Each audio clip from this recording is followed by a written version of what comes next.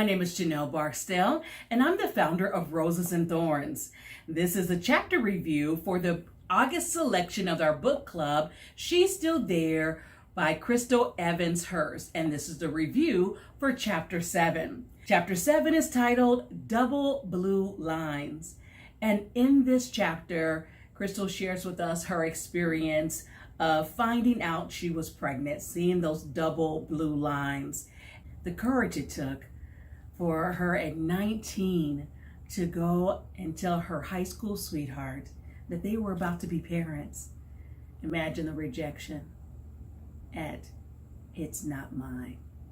That broke my heart, and I couldn't imagine what that must have felt like and how instantly alone she must have felt. She experienced the gut-wrenching pain of complete and total rejection. Have you had that moment in your life?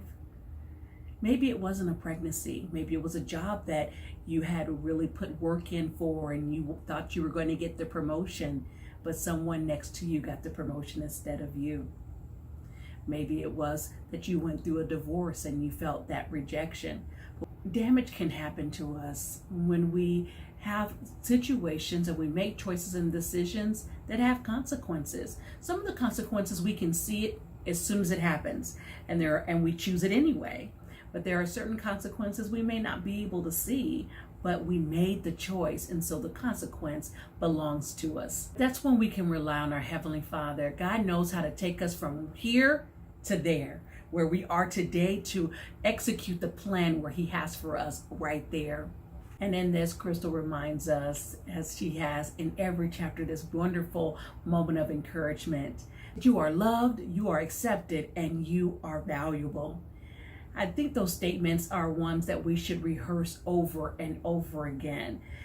There are times when we feel like we don't need them, and that's the moment where you really need to fill your cup up with those words of encouragement so that you're already filled with it when the moment comes.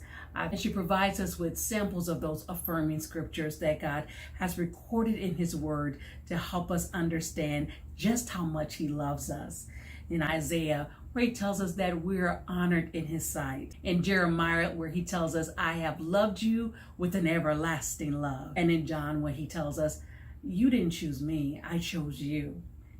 And so even in our biggest and heaviest moments of rejection, we are to remember that we are chosen by Christ. And so when you're caught up in those moments where your life is in one of those seasons of drifts, when you've made a choice that led to consequence and you have a collision in your life, whatever your double blue lines moment is, to know that God will meet you right in it. Several years ago, I sat down to pen a book and to share my testimony. And from it, I have this quote, and it is that a present thorn does not mean an absent God. And doesn't matter what you might be experiencing and whatever that collision, whatever that challenging and drift of a moment is, that God never leaves us. He's always right there, reminding us of His love. So our reflection question for this chapter is, as you were reading, what collision moment came up for you? Our action is to assemble our own personal list of verses that come as a special encouragement to us. So when you need them, you have them right there at your fingertips, at the tip of your heart, in order to encourage you. I look forward to reading chapter 8 with you as we continue our reading of She's Still There.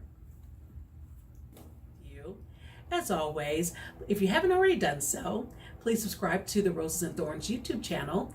To be aware of when we're posting videos, go ahead and choose that notification bell, and you can like, share, and comment on the videos. Also, take a visit to the website, www.rosesandthorns.org. And when you're there, you'll find the resources that are available, which include free printables as well as chapter reviews for each of the chapters. I look forward to connecting with you in chapter 4. She's still there.